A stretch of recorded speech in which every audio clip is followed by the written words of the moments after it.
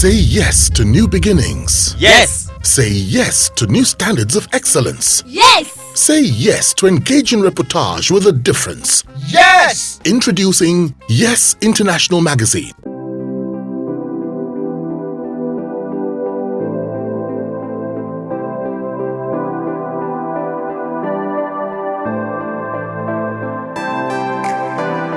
Now, what mistake must an activist not make?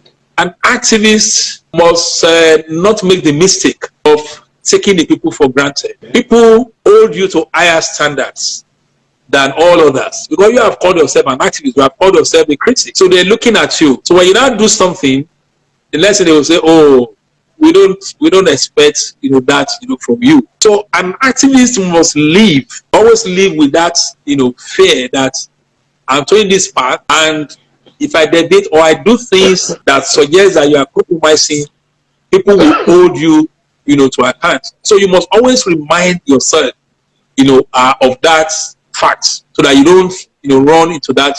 Nobody is above mistake anyway. But once you've decided that this is the line, you are taking, you must also remind it. It's just like our profession, journalism. There are many things we are passionate about. Politics is around the corner. We are entitled to our individual opinion. I'm free to make posts on Facebook. I'm free to criticize. But when you do those things, people read you and think that, but you belong to a profession that requires you to be objective, to be balanced. Doesn't mean that you cannot take a stand and say, as a socialist, I don't want a capitalist to be our president. That is okay. But when you are making your comments, you have to be careful because people are looking at you. An activist is a leader who may not be in government, but who, despite that, is still a leader.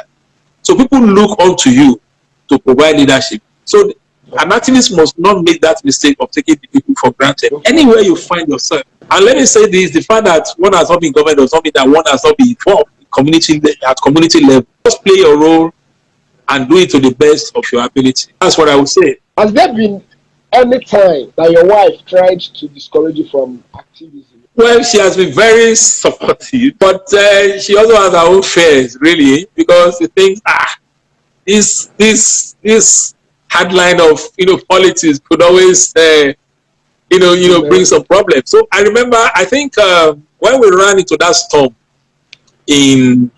after our re-election as leaders of Lagos NUJ in 1997. And we had all these crises, fighting, all that kind of thing. You just felt that, look, you are doing your best for these people. If people don't run your best, don't you think, you should leave this thing not getting too far? Especially when it got to the level of being accused, of murder and all those kind of things. I think a woman that genuinely loves, the only express, some concern.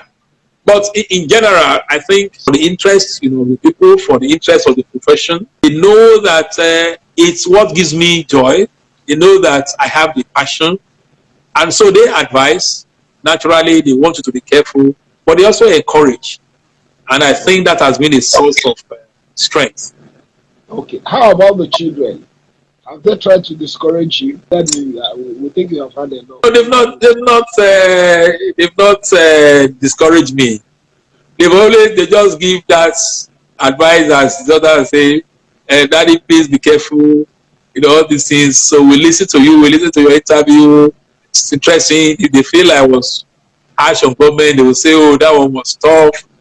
But my younger daughter, she's fond of saying that. Because often when we go out and it's like, when she was much younger, she used to say, "Daddy, you have lots of friends. How come, you have so many friends?" And I used to tell them that, well, what I have, is a name. Just know that you are the daughter of somebody.